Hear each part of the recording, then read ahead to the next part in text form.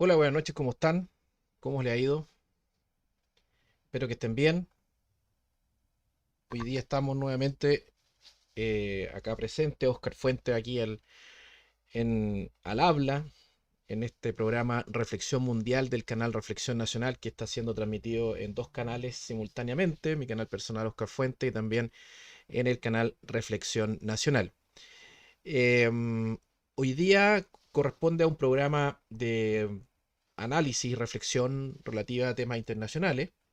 em, en la contingencia que tiene que ver con la elección de Giorgia Meloni como primera fuerza política, el partido de Giorgia Meloni como primera fuerza política en Italia, el- la sorpresiva alta votación que tuvo Jair Bolsonaro en la primera vuelta en Brasil, el discurso de Vladimir Putin cuando se anexiona las regiones ucranianas. Y eso cómo puede influir en lo que se entiende como nueva derecha en Chile o incluso el populismo en Chile. Paralelamente yo estaba viendo, y no sé si quizás muchos estaban allá también, estaba en Voz Nacional, había una conversación, una reflexión, un debate bastante interesante sobre el TPP-11 entre Pedro Kunzman, Jesús Orellana, Antonio Arroyo y moderado por Osvaldo Rivera en el canal Voz Nacional, muy interesante. em, y con la sorpresiva faja de dos diputados de la República, como son Gaspar Rivas y Cristian Araya, uno del Partido de la Gente y el otro del Partido Republicano. Estaban eh, eh, invitados, incluso el banner salía la presencia de estos dos diputados y bueno, se bajaron a última hora, dieron sus excusas por problemas de agenda. Y bueno, lástima que dos diputados dejen plantado, ah, luego de haber confirmado, dejen plantado uno más allá de los motivos, em, la participación en una interesante conversación con respecto al TPP-11, ventajas y desventajas. Quizá hay muchos que están allá todavía, quizás se van a pasar para acá después, pero lo que corresponde. A 10 de la noche nosotros teníamos una cita y aquí estamos. No tengo problemas de agenda, no tengo los problemas que pueden decir los diputados, que pueden tener ese plus de decir, oye, no puedo, sé que me he comprometido, pero como si fueran unos entes de intocables, de una élite intocable que pueden llegar y plantar a los canales de YouTube que hacen un esfuerzo importante por a dar un buen contenido, como por ejemplo Voz Nacional, donde uno puede tener mucha diferencia, pero no corresponde haber quizá haber suspendido su presentación. Así que estuve viendo en parte el programa, donde está, como decía, Kunzman, Orellana, Arroyo y Osvaldo Rivera. Después me tuve que venir a preparar mi programa, obviamente, así que después lo terminaré de ver con calma. Eso como contexto de lo que está ocurriendo en este momento. Es un horario prime de transmisión de programa. Este horario entre las 9 y las 11 de la noche en YouTube. Pero hay que cumplir con lo que corresponde, así que nuestra cita es a las 10 y estamos hoy día para hacer reflexión mundial.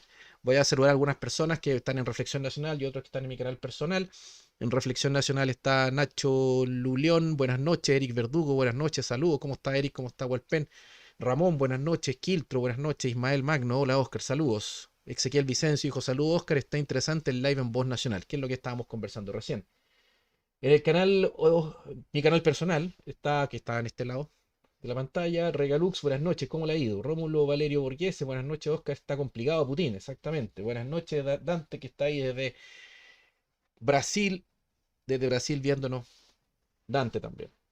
Bueno, lo que corresponde hoy día nuevamente estoy transmitiendo en dos canales, por un tema de que invitar a los que están en el canal, si es que no vieron ayer el programa de Recuperando Chile, Chile en sus biografías, que también lo transmití en los dos canales, a los que ven y participan constantemente en el canal, mi canal personal, les cuento que estos programas son de Reflexión Nacional, que es otro canal que estamos potenciando, institucionalizando, para que también le den me gusta, compartan y se suscriban y puedan seguir la parrilla programática de Reflexión Nacional, que es todas las mañanas de 9 a 9 y media, pauta nacional. Los miércoles Recuperando Chile, Chile en sus biografías. Los jueves este programa, Reflexión Mundial.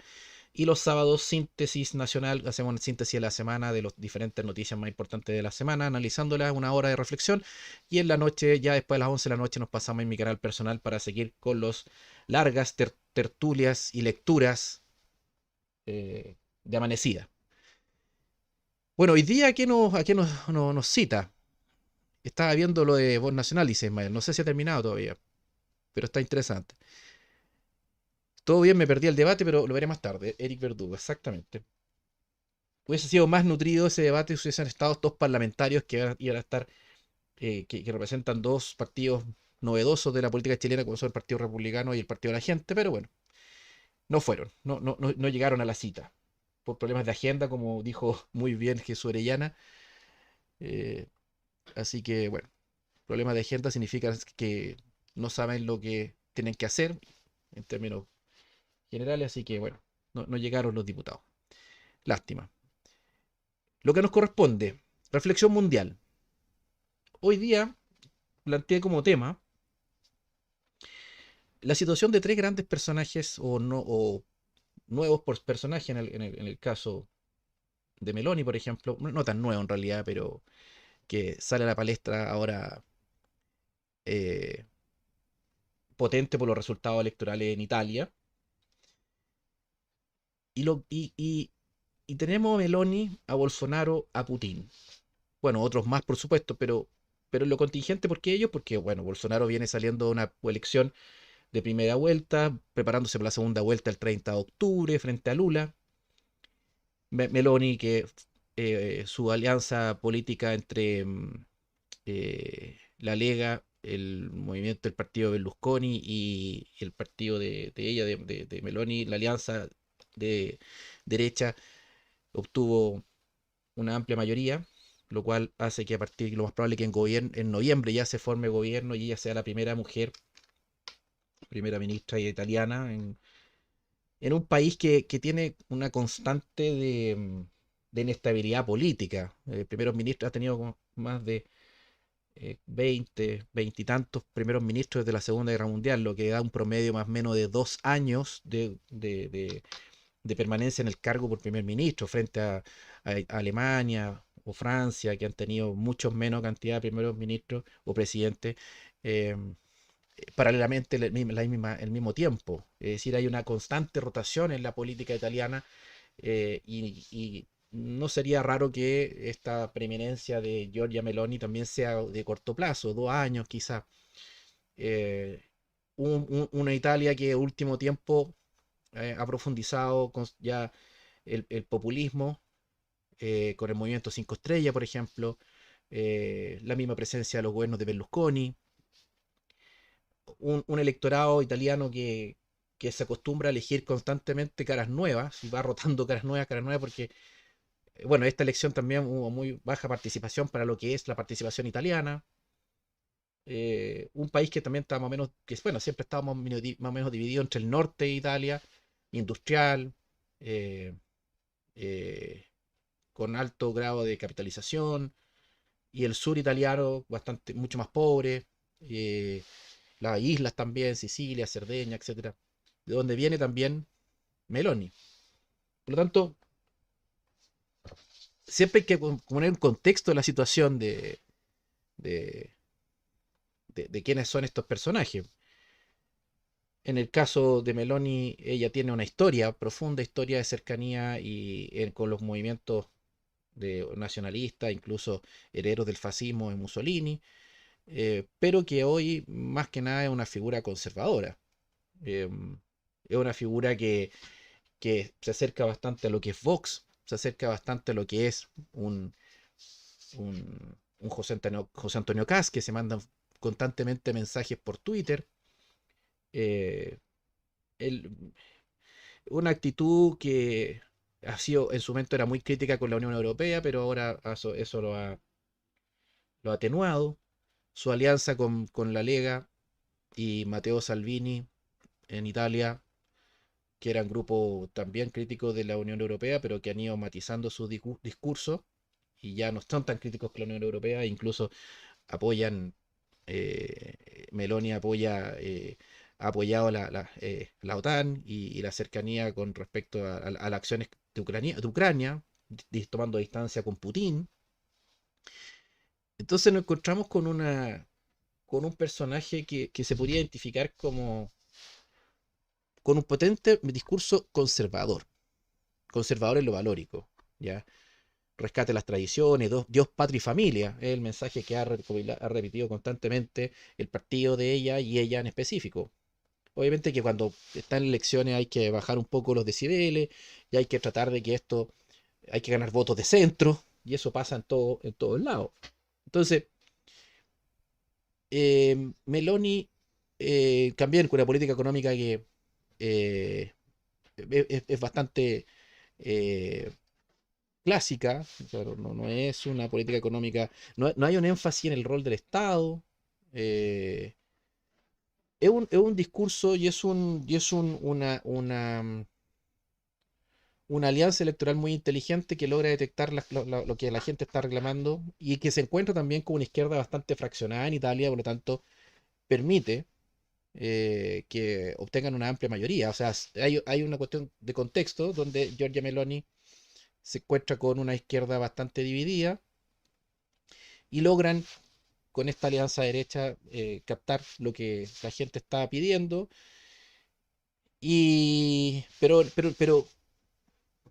Pero dentro del contexto de un país que de mucha inestabilidad política y mucho cambio, un electorado que cambia mucho, que siempre está optando por cosas nuevas, ¿ya? Que está muy desconfiado de la clase política. Y esto viene de los 90, si es que no de antes, pero en el corto plazo de los 90. Entonces, así como apareció Salvini, aparece ahora Meloni, mañana puede aparecer otra persona completamente distinta. Por lo tanto, no es como, creo yo, algo más institucional, como uno podría definir un, un- un- un- una cuestión más sólida más sólida, más arraigada de un movimiento de ultraderecha. Y que digo ultraderecha, porque de nacionalismo veo muy poco, salvo el reclamo a las tradiciones, cosas un patriotismo y frente al tema de la inmigración principalmente, pero desde el punto de vista de un nacionalismo clásico, de rescatar el rol del Estado, de proteccionismo, de, mm, de un de crítica al liberalismo, a la globalización y al liberalismo económico, etcétera, etcétera, etcétera, no se ve. Es principalmente un potente mensaje conservador. Insisto, Dios, patria y familia, ese es su lema. ¿Quién más conservador que eso?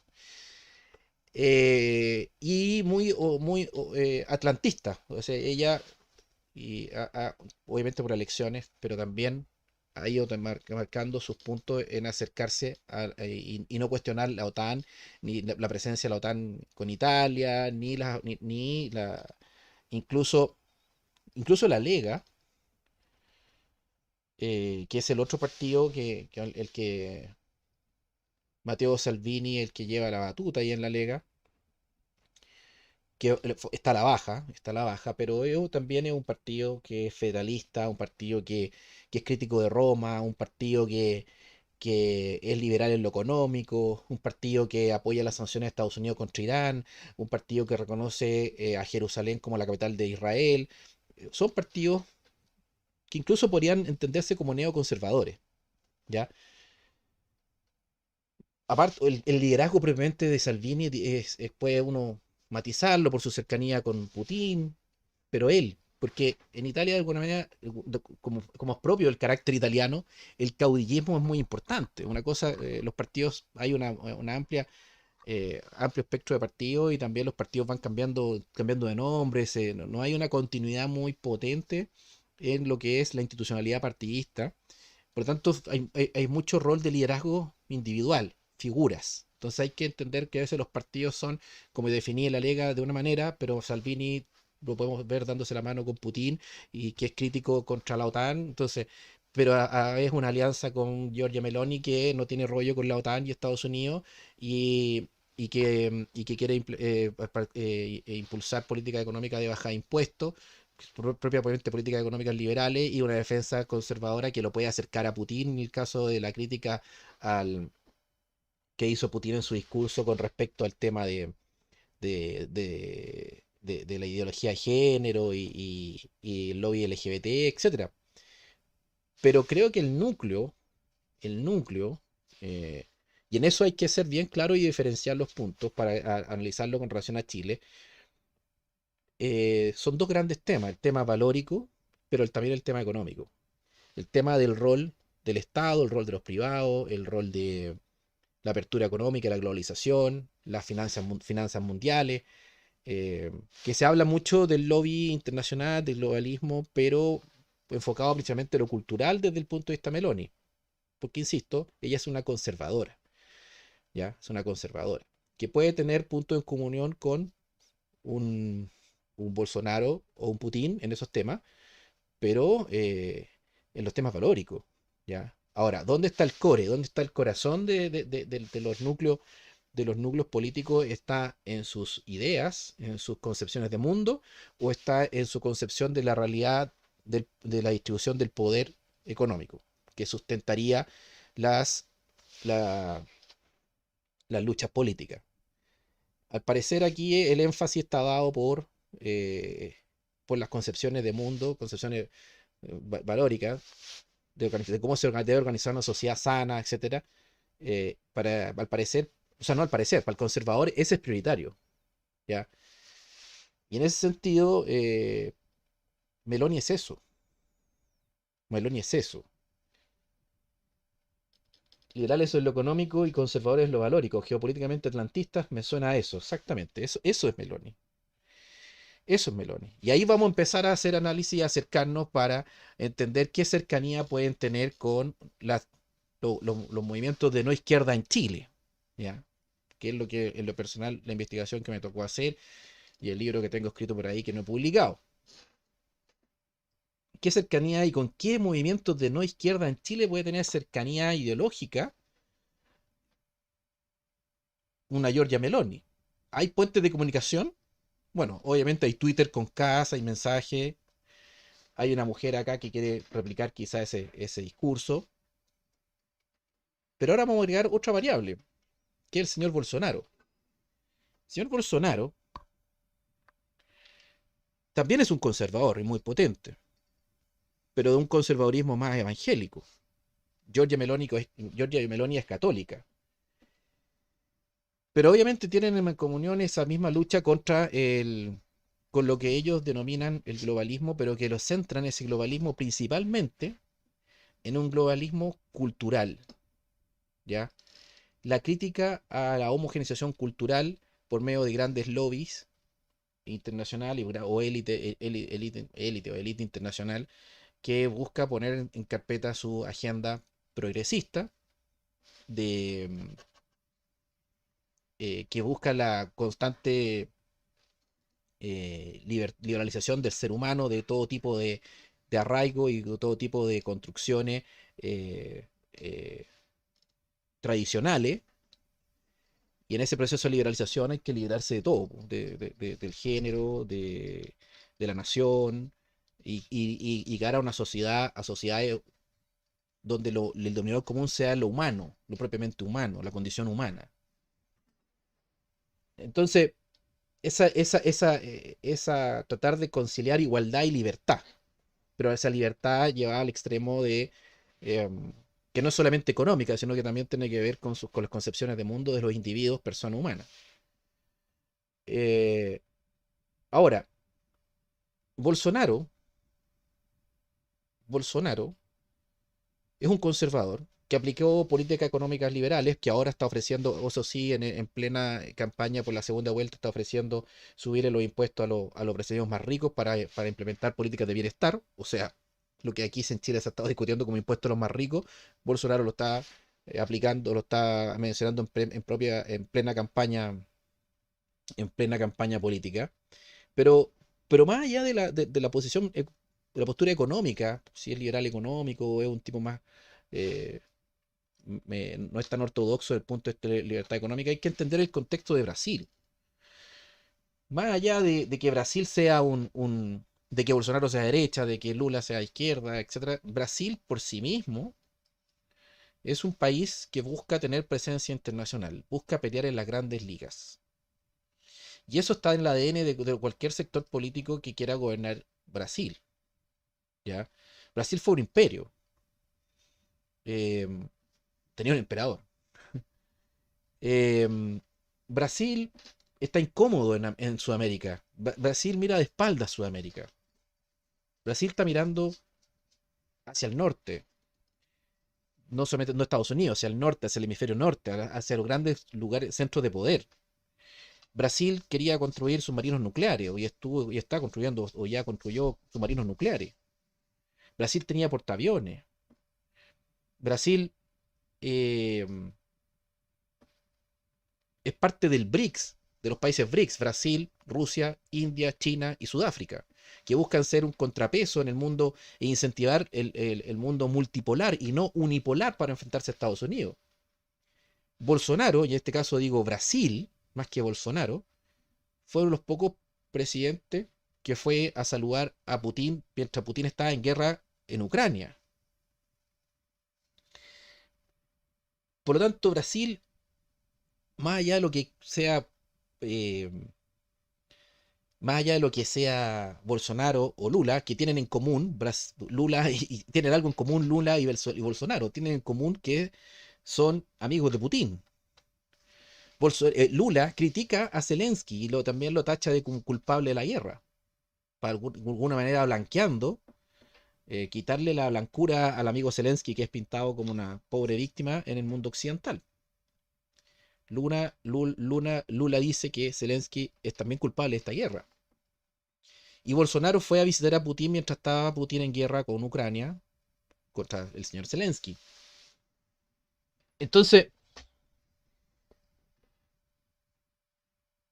Bolsonaro, o sea, si nosotros analizamos la derecha que representa a ese Bolsonaro, no podemos desencajar los intereses geopolíticos profundos que están de Brasil dentro de lo que es la izquierda del Partido de los Trabajadores, que impulsó el Foro de Sao Paulo, que impulsó eh, cuando estaba Lula la UNASUR, que impulsó un liderazgo regional, pero también la derecha brasileña también tiene un instinto de búsqueda de dominación regional, ¿ok?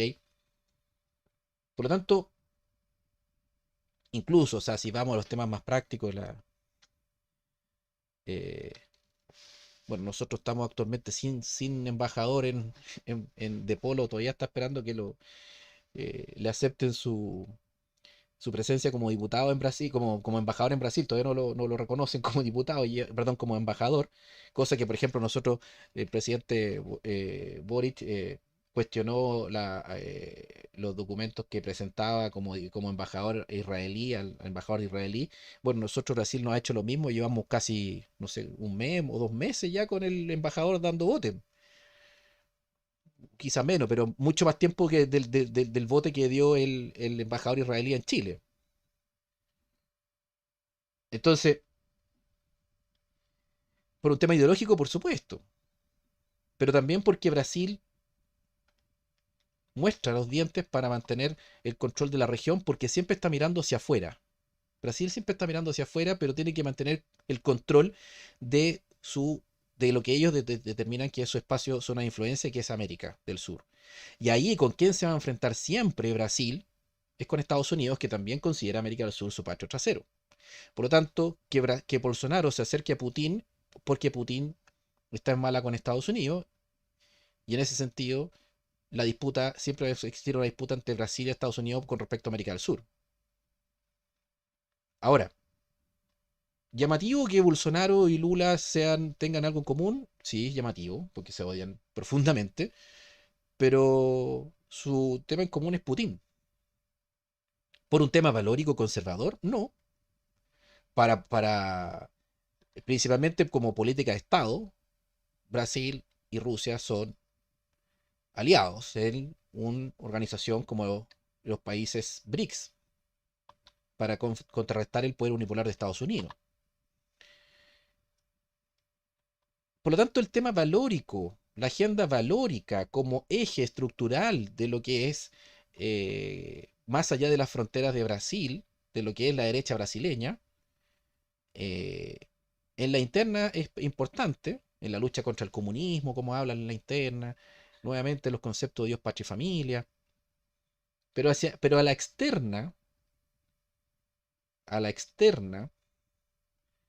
cuidan mucho su influencia o sus mensajes porque tienen que hacer alianzas, por ejemplo, con una Rusia autoritaria que choca con Estados Unidos, pero también es conservadora ortodoxa, eh, pero porque Brasil tiene muy en claro su rol geopolítico.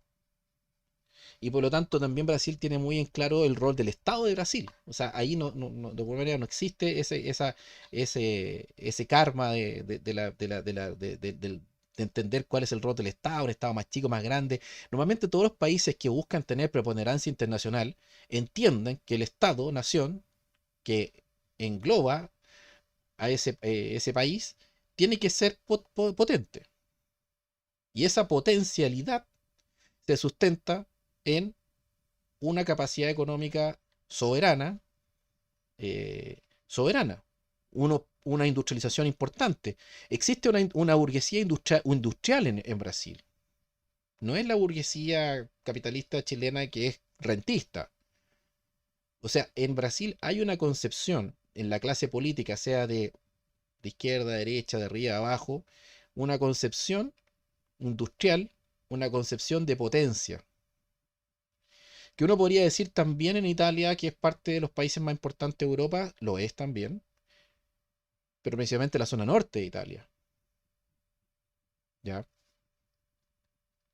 Por lo tanto, nuevamente nos encontramos con una preponderancia del eje valórico y un pragmatismo económico en lo que es Bolsonaro y lo que es también Lula cuando gobernó también fue pragmático.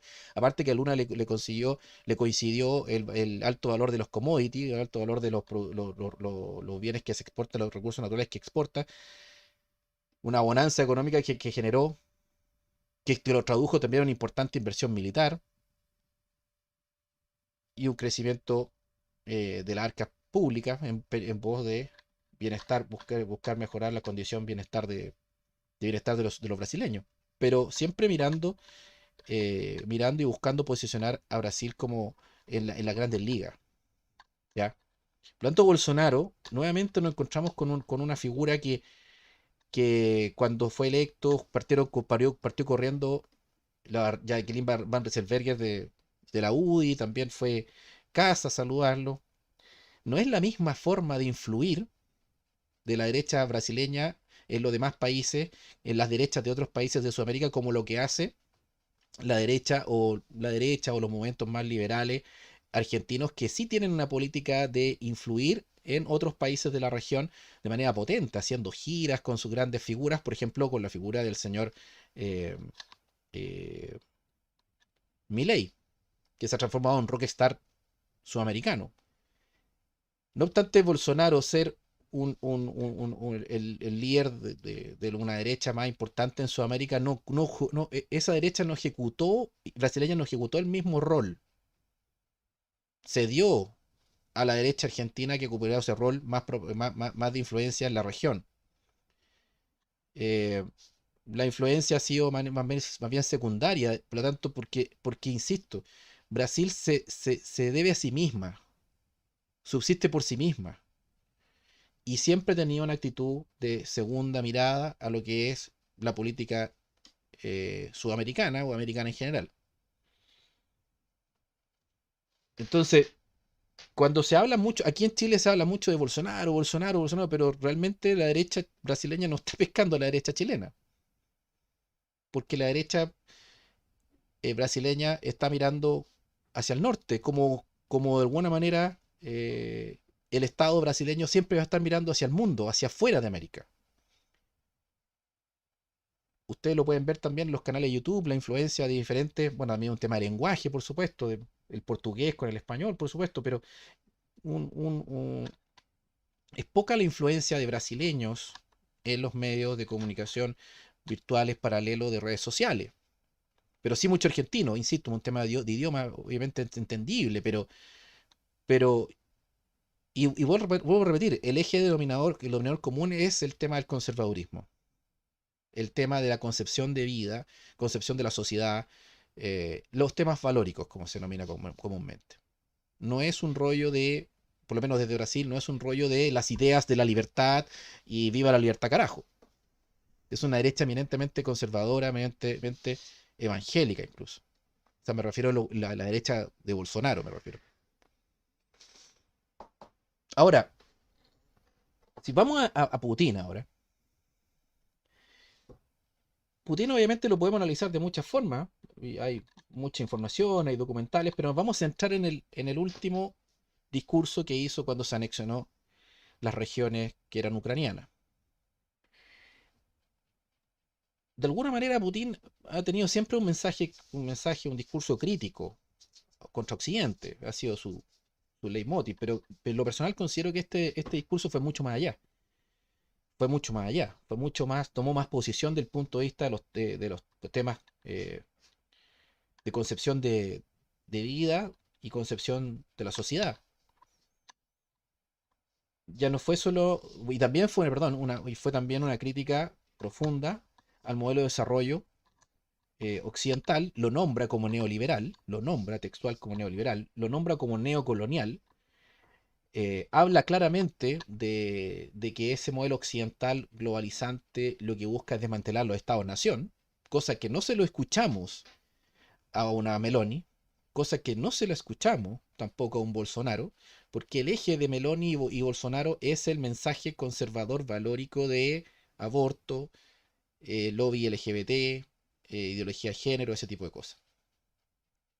Pero el mensaje de Putin es eso y mucho más.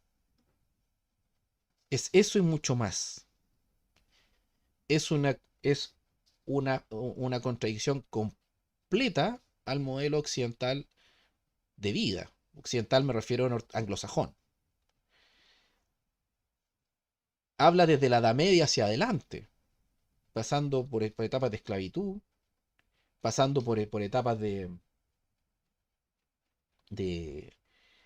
de capitalismo colonialista. Habla de Estados Unidos atacando con bombas nucleares Japón. Habla de Estados Unidos y los ingleses bombardeando ciudades alemanas en la Segunda Guerra Mundial. Habla de los actuales aliados norteamericanos como estados que están completamente subordinados a la agenda norteamericana, como son Alemania, Japón, Corea.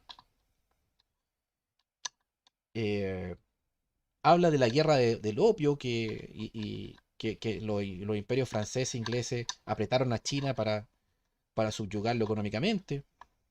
O sea, hace un revisionismo histórico completo. Completo.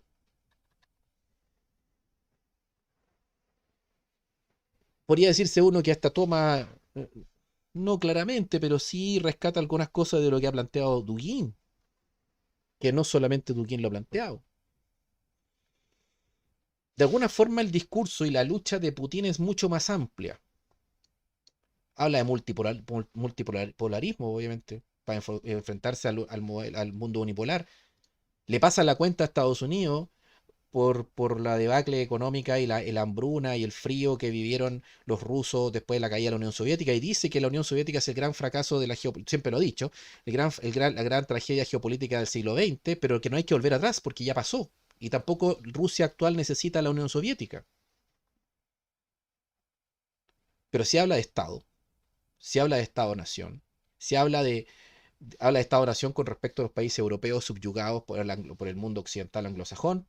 Él habla de Estado ruso compuesto por un montón de pueblos que no podían, dice, vivir sin ese Estado ruso, porque ese Estado ruso es una madre y una entidad civilizatoria. O sea, la pelea de Putin es mucho más amplia. No se reduce a la dicotomía más Estado, más mercado. obviamente en esa lucha, en esa bandera de lucha de Putin, puede buscar aliados y ha financiado a muchos grupos y en Europa, y también han llegado esas platas también por estos lados, que busquen enfrentarse de alguna manera o que puedan hacer contrapeso a las élites globalistas anglosajonas, occidentales anglosajonas. Pero el tema es que muchos de esos apoyos han ido, y esos apoyos y esa han ido a parar, y también el discurso, parte del discurso de Putin, ha ido a parar a movimientos que adoptan cierta parte del discurso, que es el discurso evidentemente conservador, pero que es pero que en lo económico no se sustenta en potenciar el rol de los estados-nación para obtener soberanía económica.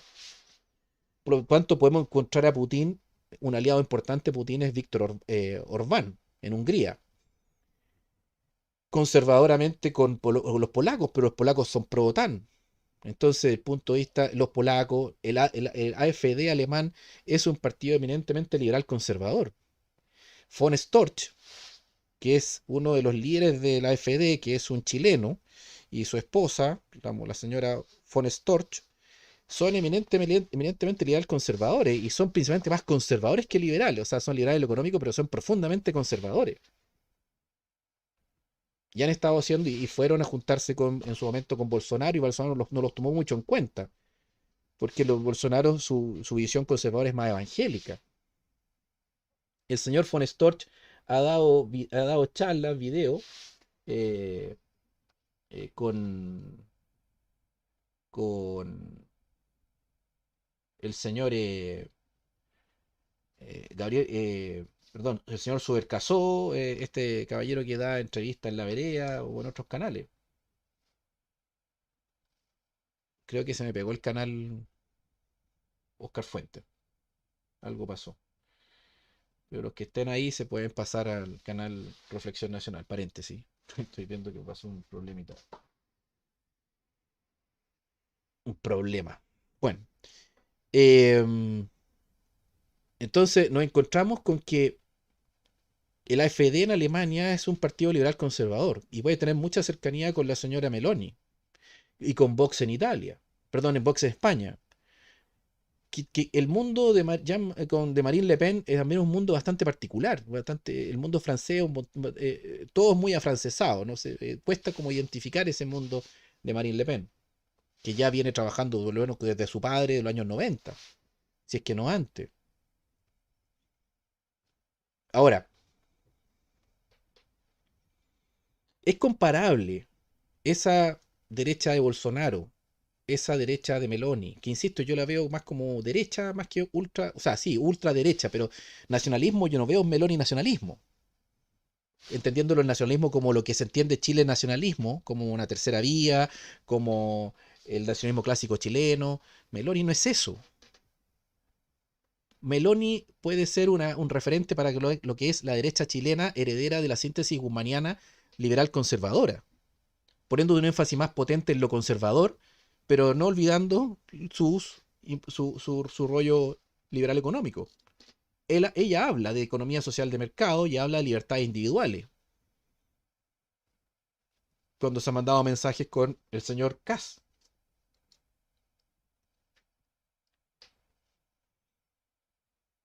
El eje de Meloni es Vox.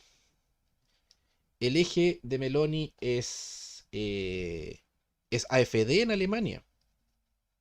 Es Polonia. Quizá no tanto Orbán, ojo, porque Orbán en su política de acercamiento a Putin es mucho más potente.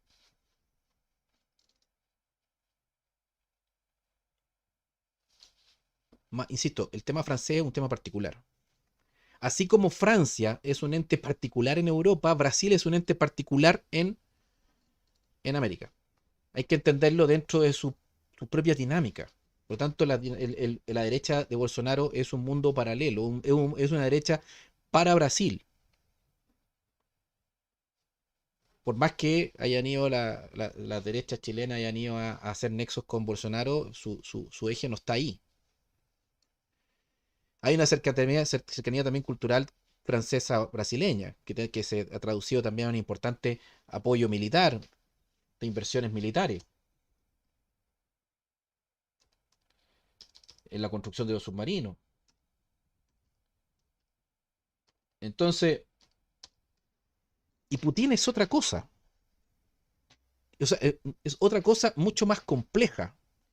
El problema del discurso de Putin es que este discurso que Putin toma muy potentemente al anexionarse, y el contexto que se da en anexionarse las regiones ucranianas, es que toma completamente la bandera de lucha de muchos movimientos de tercera vía, eh, que están siguiendo la crítica que ha planteado constantemente Putin. El gran problema es que si Putin fracasa en su operación militar, si Putin fracasa en su, en su, en su lucha, que cada vez la plantea como un todo o nada, de un tema vital frente a Occidente, al poner como enemigo ya no solamente Ucrania, sino que Occidente por sí mismo, una derrota frente a ese Occidente deja muy mal parado a todos los movimientos, grupos que están siguiendo esa línea de acción. Es complicado, porque es un juego de suma cero. De alguna manera, quizás haciendo una analogía un poco extrema, el eje de la Segunda Guerra Mundial tomó un discurso, unas banderas, y cuando fue derrotado, las banderas del eje y los discursos del eje fue erradicado, ha sido erradicado constantemente de la política en los diferentes países occidentales.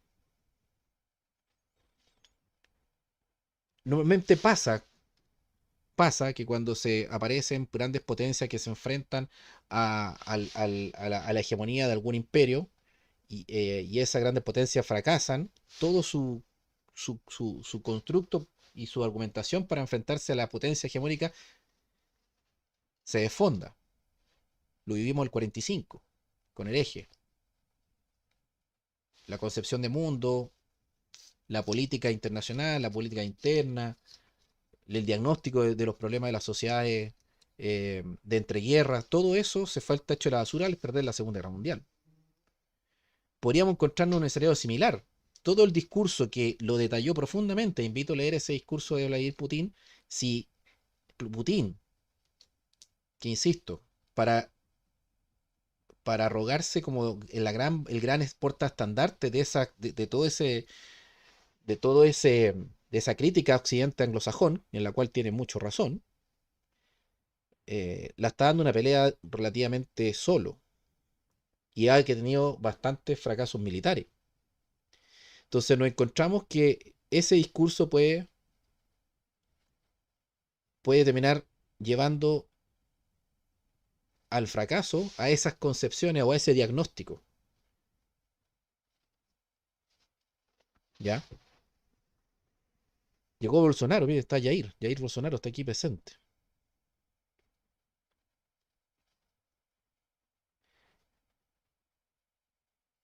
Por ejemplo, ahí está hablando una cosa, Jair Bolsonaro, que está presente acá, el candidato, el presidente de Brasil, está acá presente en el chat. Yo siempre he hablado del señor Roberto Kelly.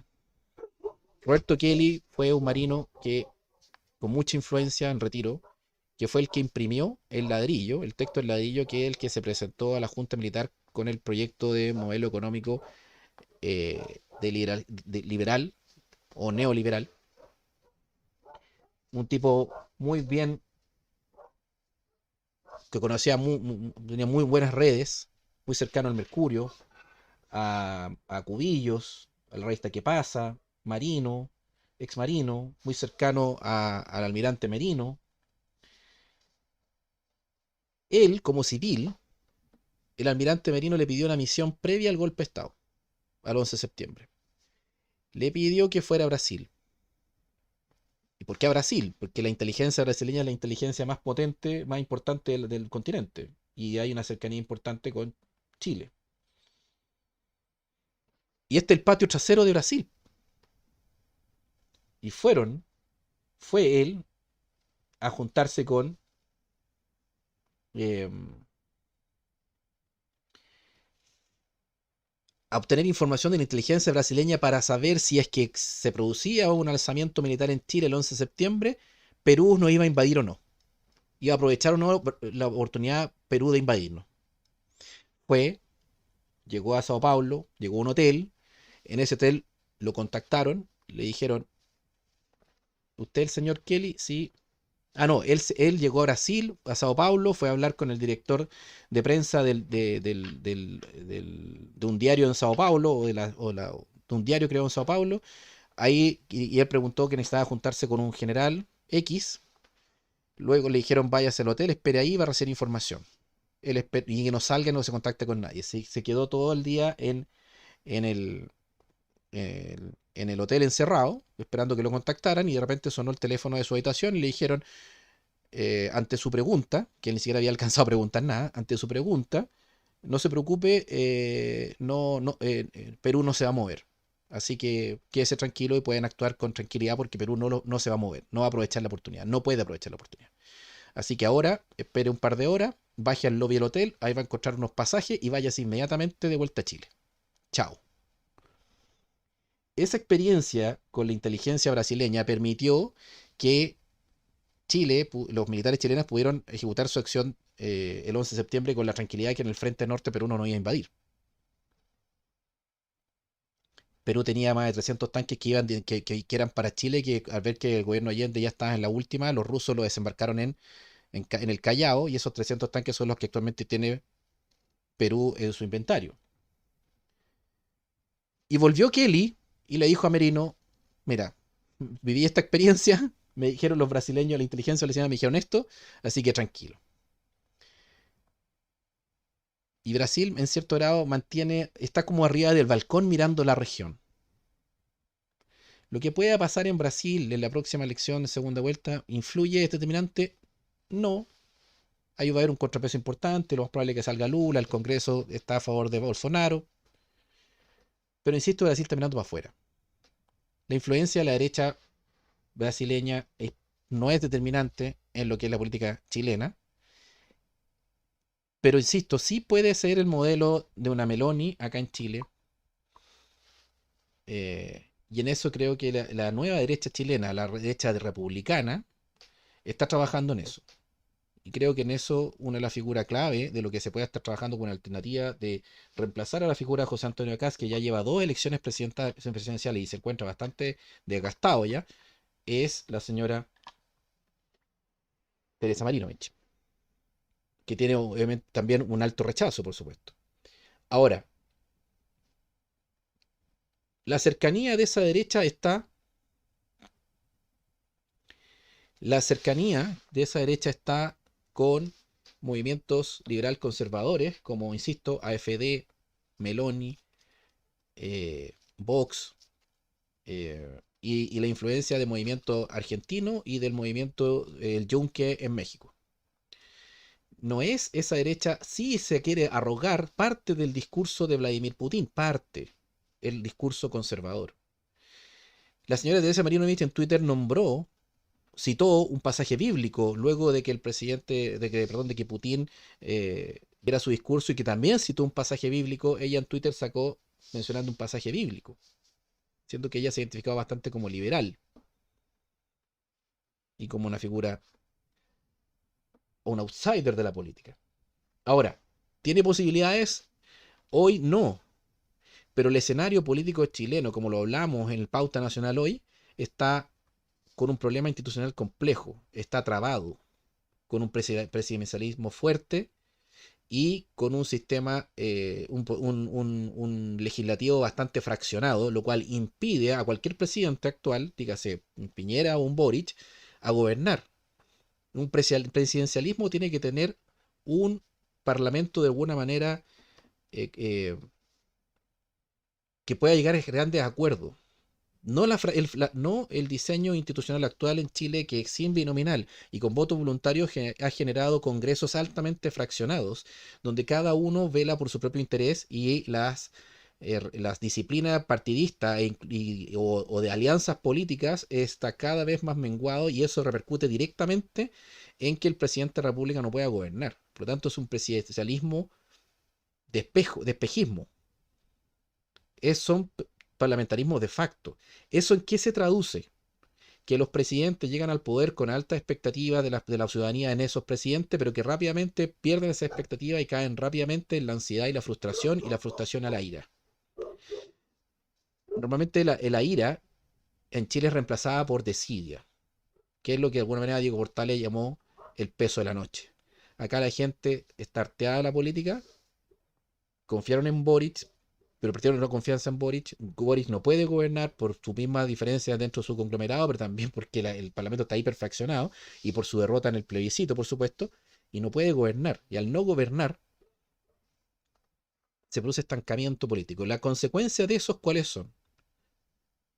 Insisto, expectativa alta, luego de esa expectativa viene frustración, y de la ansiedad y frustración. Y de la frustración, ira.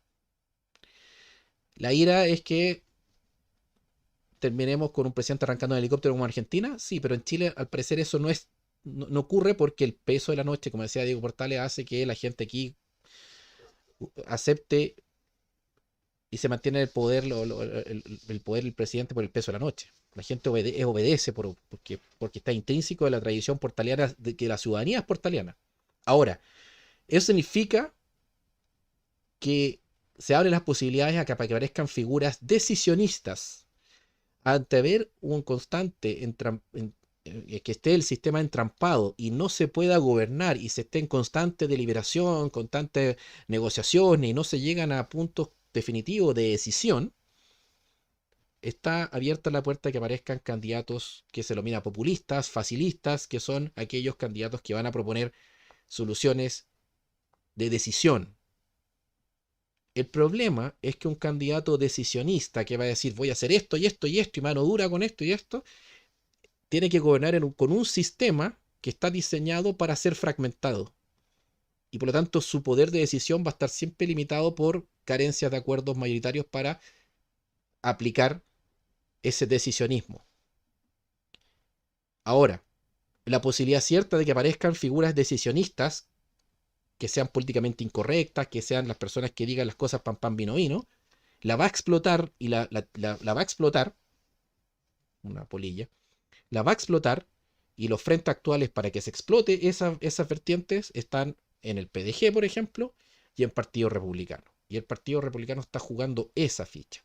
Ahora, ¿dónde está sacando los modelos? ¿Y dónde va a sacar los modelos del Partido Republicano? En esa derecha europea, española principalmente como Vox, y que tiene nexos con esas figuras como la Meloni, con AfD en Alemania, con ese tipo de derecha que son técnicamente ultraderechas, conservadoras, muy conservadoras en lo valórico, y apertura y ideológica apertura económica en lo económico. Es decir, síntesis liberal conservadora. El punto es PDG. El punto es PDG. El discurso de Gaspar Rivas se acercaría más, esto tangencialmente por supuesto, y podría hacerlo, acercarse más todavía, al discurso más cercano a las ideas de Putin. Ese tipo de un rescate del valor de la importancia del Estado, una lógica más proteccionista, más social, también conservadora en lo valórico, que puede desmarcarse de la figura del liberalismo conservador, que es técnicamente el neoliberalismo republicano, del Partido Republicano. La influencia de Putin no está en los republicanos, no está en la nueva derecha ni en cualquier esbozo de nueva derecha. La influencia de Putin y de Putin pasando en Italia, por ejemplo, con este teórico italiano, este joven italiano, ¿cómo se llama? Se me fue el nombre. A ver si me recuerdan por el chat, que escribe varios libros, que viene del marxismo, ¿cómo se llama? Eh, Va, que es experto en Hegel. Bueno, ahí me escriben ustedes. Eh, Fusaro, exactamente, Diego Fusaro. Diego Fusaro, em, ese hilo conductor, el que habla de la lucha de clase global, que hay un libro muy interesante, editorial Ignacio Carrapinto. eh, Ese discurso, el que podría haber entrado o puede aún haber entrar en el partido de la gente por vía Gasparría. Y agregar los temas de industrialización, de defensa del cobre, etcétera, etcétera, etcétera. Eso es más puramente nacionalismo. Pero la señora Meloni va a influir en la nueva derecha chilena en republicano. Ese es el norte. Vox, Meloni, AfD. No sé es que tanto una influencia de una figura como un Milei, pero sí unos más Laje, Nicolás Márquez en Argentina. Ese es el modelo de republicano. Por lo tanto, la señora Meloni no es nacionalista, es liberal conservadora, es una neoliberal, con un énfasis profundamente conservador. Ahora, el punto de la influencia de Putin, que sería un discurso eminentemente nacional, nacional popular, el problema es la derrota, la potencial derrota, debido a la alta cantidad de fracasos militares de Putin. La eventual derrota de un Putin deja en muy mala posición cualquier grupo que quiera tomar esas banderas de lucha eh, que se apropió de alguna manera Vladimir Putin. Ese es un problema, eso hay que tenerlo en cuenta, y por lo tanto entender que este dilema geopolítico, este dilema internacional puede traer repercusiones a cualquier grupo, por pequeño que sea, que quiera adoptar ese discurso nacional popular. Ahora, ese discurso nacional popular se puede adoptar sin tener que aludir a Putin, sí. El punto es a Putin, a Dugin, al eurasianismo, etcétera, porque una derrota militar de Putin va a traer la necesaria consecuencia en la derrota de esas ideas.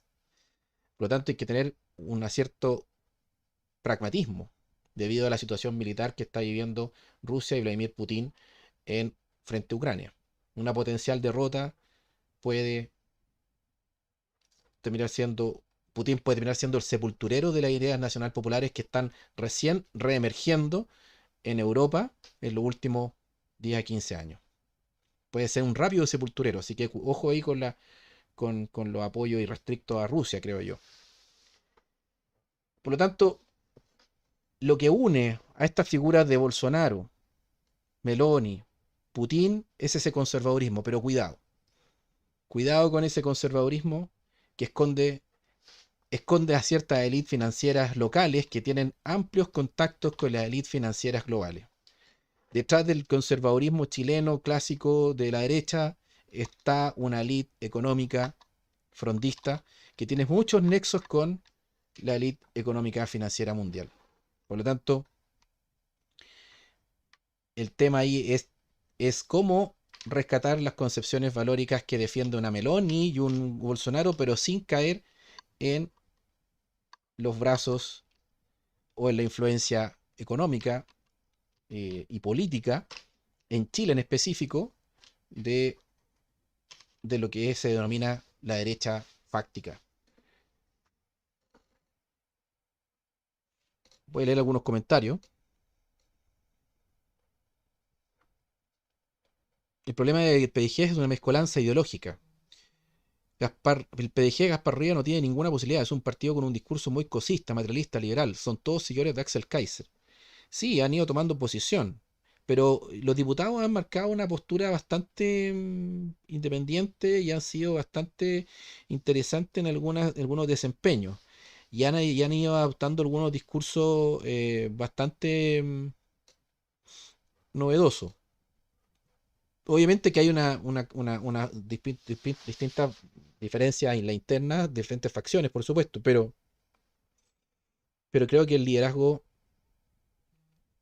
no está dado por un tema eminentemente ideológico. Creo que puede pasar esta cuestión un grupo, partido o liderazgo que aparezca y que sepa entender y cuajar las demandas de la población, y las demandas de las poblaciones están siendo eminentemente cosistas. La gente quiere solucionar sus problemas contingentes. No está muy metida con las diferencias ideológicas. Por lo tanto, quizá esa, em, esa carencia de fundamento ideológico del PDG puede terminar siendo una oportunidad. Una oportunidad, ese pragmatismo y ese buscar solucionar y pelear por los intereses de las personas más allá de si son izquierda, derecha, arriba, abajo, puede terminar siendo jugándole un punto a favor. En Italia fue el movimiento 5 estrellas. Y por lo tanto el discurso del PDG puede ser lo que lo potencie, puede ser su carencia ideológica. Su carencia ideológica. Puede ser un punto a favor eso. Oscar, estaría bueno un programa dedicado a los diferentes liderazgos nacional popular en el mundo en la actualidad. Sí, podría ser, pero eso ya es mi canal personal.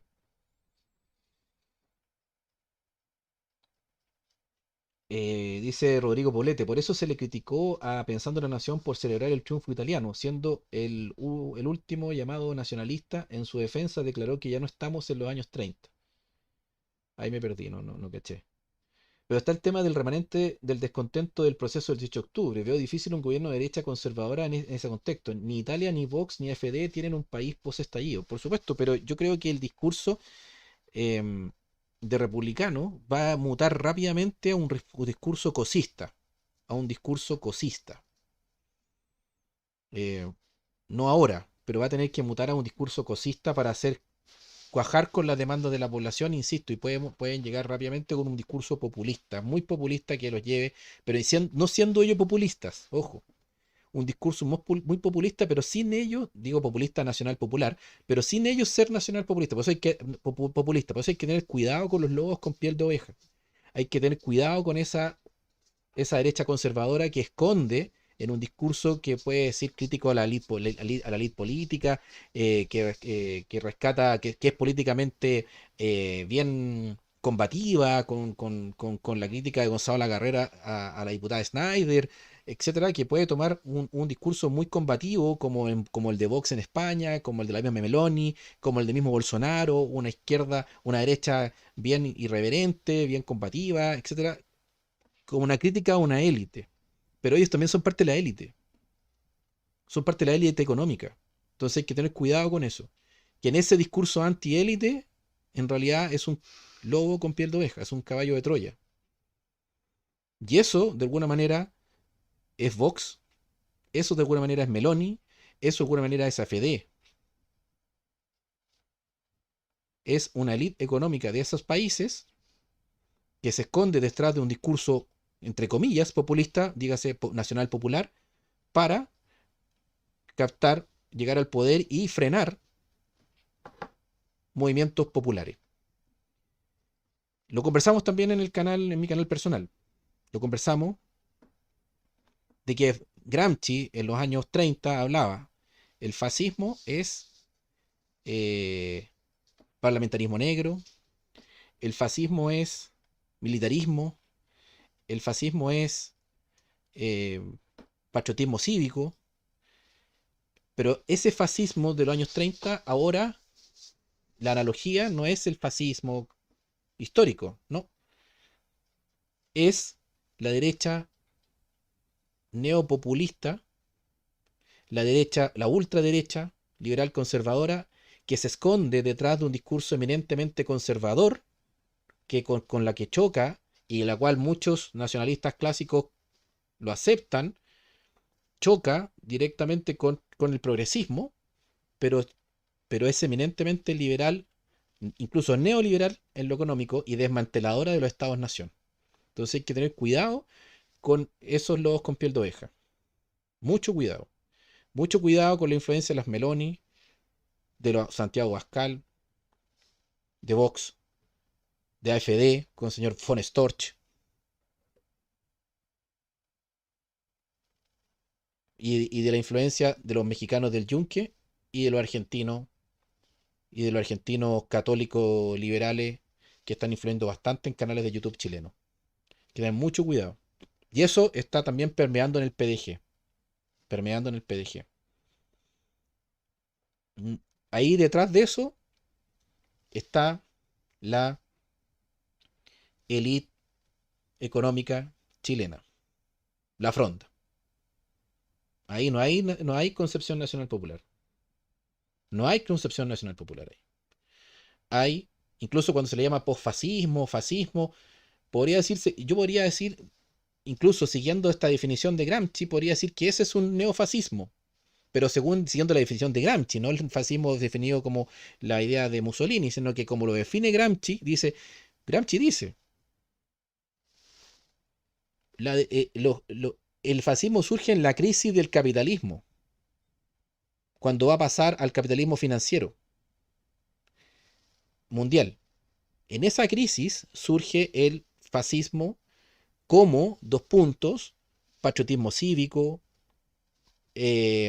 conservadorismo valórico, parlamentarismo negro, militarismo, pero no es el fascismo propiamente de Mussolini, el fascismo clásico de todo en el Estado, una concepción heroica, no, no, no. Estamos hablando de lo que ocupa la élite capitalista para disgregar la base social, que, donde está que en los años 30 está el proletariado, para disgregarlo, le fomenta los valores patrios para disgregarlo, separarlo y generarle después una reunificación con los conceptos de identidad nacional, la bandera, el himno, para mantener, para mantener el statu quo, donde se mantiene la situación de privilegio de esos grupos capitalistas, que en este caso en Chile se llama la fronda. Ahora, hoy, los valores patrios, la defensa de los valores patrios, la identidad, no hablan de identidad nacional, hablan de la patria, de la bandera, etcétera, y eso le suman una potente lucha por los valores, por el mundo conservador, porque el hombre son mujeres, hombre son hombres, las mujeres son mujeres, por el tema de los niños, por el tema del aborto, cosas que el 50% de la población aquí en Chile está a favor, porque el clivaje valórico en Chile está 50 y 50, según la última encuesta. Detrás de esa defensa valórica hay que saber muy bien de dónde viene el financiamiento para esa defensa de esas concepciones valóricas. Porque lo que se busca de alguna manera es mantener el statu quo y mantener las cosas como están, escondiendo detrás de un barniz de defensa de temas valóricos, mantener las estructuras eh, de poder de la fronda. Insisto, Meloni. Bolsonaro es un caso muy aparte, Brasil es un mundo muy aparte, pero sí Vox, Meloni, AfD y los argentinos católicos liberales y el Yunque, acá ¿quién bebe de eso? La fronda y la vertiente republicana de la fronda. Y eso acá en Chile se llama síntesis guzmaniana. Y eso acá en Chile se llama neoliberalismo. No hay nacional popular ahí. Cuidado con las alianzas conservadoras porque detrás de la defensa de estos muy valorable defensa de estas concepciones conservadoras valóricas, detrás de eso hay neoliberalismo.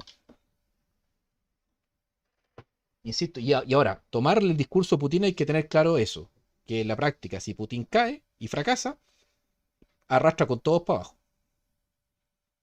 Arrastra con todos para abajo. Entonces hay que ser también pragmático. Ibáñez y compañía, dice Lionel. Según mi opinión, la derecha con su sentimiento a los símbolos le hizo daño a los mismos símbolos, ya que la izquierda vomita contra aquellas. Exactamente. Buen punto. Detrás de las lógicas neoliberales o de la síntesis guzmaniana está el desmantelar el Estado-Nación. Eso es lo más antinacional. Es lo más antinacional popular. Por lo tanto, cuando acá se le pregunta, y hay una entrevista que le hace la Josefina, José Antonio Casi, le pregunta directamente, oiga, pero si usted tiene que defender sus valores cristianos o valores nacionales, cuál pone como prioritario? Dudó y después responde y dice, los valores cristianos, sus valores conservadores, no los valores nacionales. Por él la tiene muy clara. Dios, patria y familia. Dios, familia y patria, diría yo. Y patria entendía como, no como desde el punto de vista nacional, no nación. Y por eso es muy importante la diferencia entre patria y nación. Entonces, cuidado con eso, lobos con piel de oveja, cuidado con esas Meloni, las Meloni italianas y las Meloni chilenas, pero también cuidado con eh, asumir el discurso de Putin viendo las falencias militares que lo pueden llevar al fracaso y puede terminar arrastrando el mantel donde terminen yendo al silencio de la historia a todos los potenciales grupos o movimientos que estén en formación. Bueno, con eso terminamos, son las 11:15, tratando de hacer una síntesis de estos tres situaciones electorales de Meloni, Bolsonaro y la situación electoral de de la anexión de las regiones ucranianas que se fundamentó en una consulta popular y la libre determinación de los pueblos, como dijo Putin. Damos por terminado este análisis de Reflexión Mundial en Reflexión Nacional, transmitido también por mi canal Oscar Fuente. Y nos estamos viendo mañana en Pauta Nacional a las 9 de la mañana y después el sábado a las 10 de la noche en este mismo canal de Reflexión Nacional, la Síntesis Nacional, y después a las 11 de la noche en mi canal particular personal. Seguimos con las lecturas y las tertulias de largo aliento en la noche. Que estén súper bien. Y bueno, el otro día estuvo Cayetana Álvarez también, pues ¿quién la trajo? Vino a dar una conferencia a un seminario organizado por el grupo Security. ¿Y quién es el grupo Security? Puros ingenieros comerciales de la Universidad Católica. Y bueno, y directamente llegó al tiro a hablar a tolerancia cero. También tuvo Pablo Iglesias, o sea, el hispanismo, la patria grande y la verofonía tratando de influir aquí en estos pobres y humildes países sudamericanos perdidos en el mundo.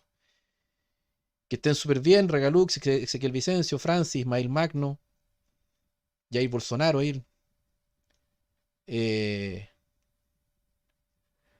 verías más potente a Johannes Kaiser o Teresa Marinovich. Yo creo que por ser mujer, Teresa Marinovich competiría fuertemente con Evelyn Matei. O sea, fuertemente, no porque me guste por si acaso, sino que estoy viendo así un análisis de mediano. Está trabajando para eso, yo creo. Teresa Marinovich está trabajando para eso. Así que cuidado con los que apoyan a Tere Marinovich porque es un lobo con piel de oveja.